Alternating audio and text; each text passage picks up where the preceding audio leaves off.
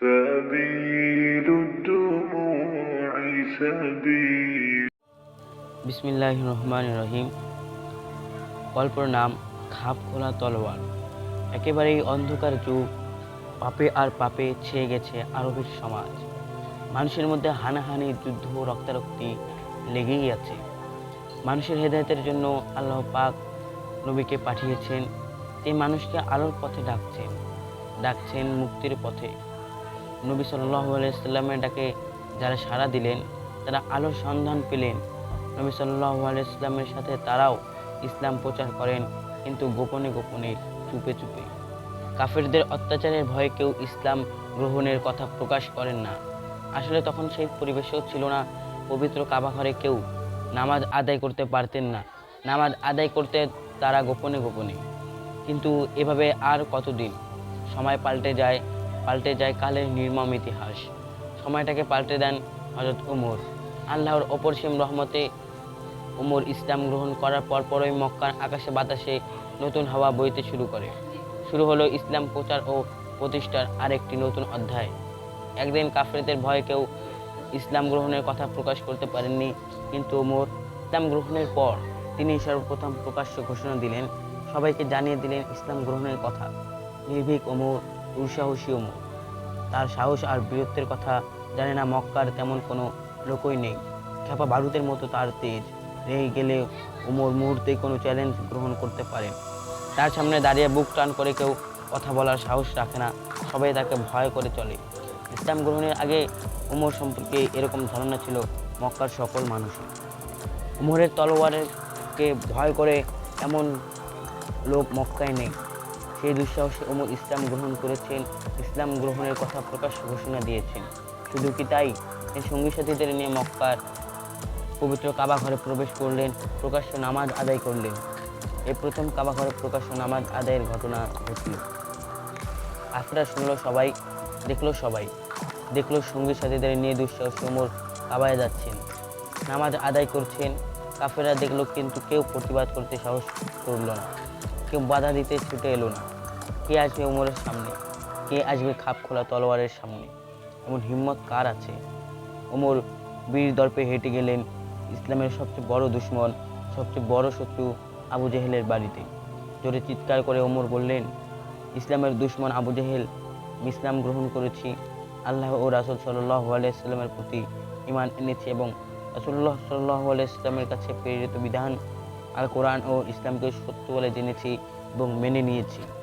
ওমরের হুঙ্কারে আবু জেহেল স্তম্ভিত হয়ে গেল, কিন্তু প্রতিবাদ করতে সাহস পেল না।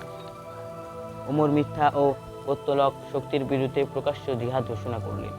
ওমরের ইসলাম গ্রহণের সংবাদ চারিদিকে ছড়িয়ে গেল দ্রুত গতিতে। এ খবর শুনে কাফেরদের বুক ভয়ে আর বেদনায় টনটন করে উঠল, আর মুসলমানদের হৃদয়ে খুশির তুফান বইতে শুরু করলো।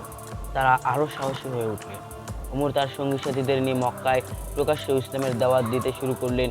কাফেরদের নাকের ডগা দিয়ে মক্কার এ প্রান্ত থেকে ও প্রান্ত ছুটে যান ওমর ও তার সঙ্গী সাথীরা। তারা একত্রে কাবায় নামাজ আদায় করেন, কাবা ঘর তাওয়াফ করেন। কেউ বাধা দিতে এলে তারা তা প্রতিহত করেন কাফেরদেরকে যে কোনো আক্রমণ।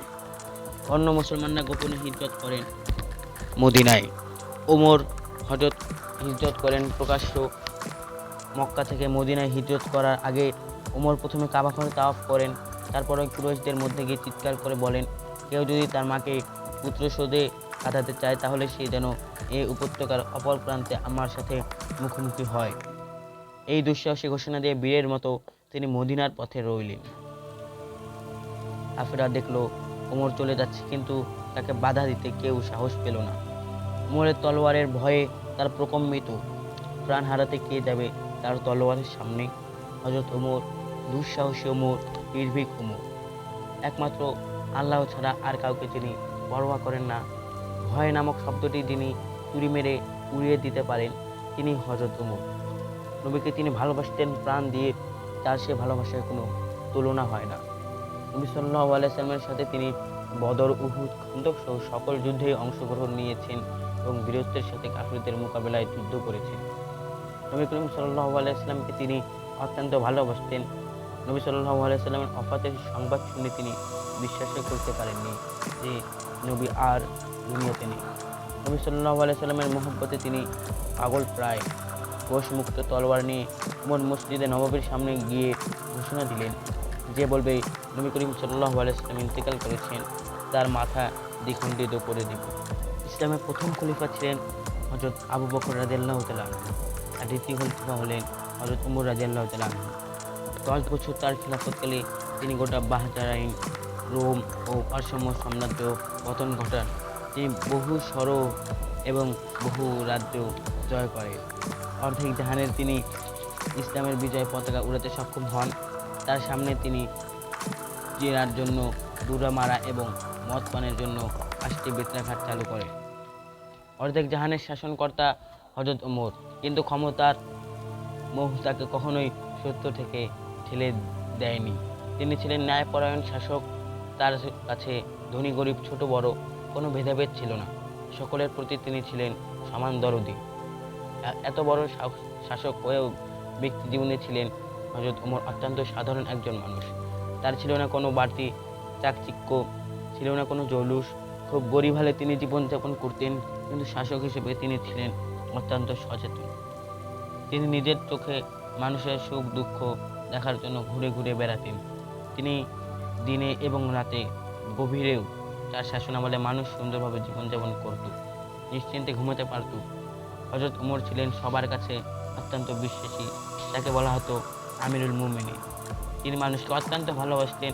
সবার মুখে ফিরত হযরত ওমরের নাম। তার ইনসাফ ও ন্যায়পরায়ণতায় সকলে মুগ্ধ ছিল। ভালো মানুষেরা ওমরকে ভালোবাসত প্রাণ দিয়ে, আর দুষ্ট ও ইসলামের শত্রুরা ওমরের নাম শুনতেই ভয়ে কেঁপে উঠত। হযরত ওমরের বীরত্ব ও ন্যায়পরায়ণতায় ইতিহাসে উজ্জ্বল হয়ে আছে।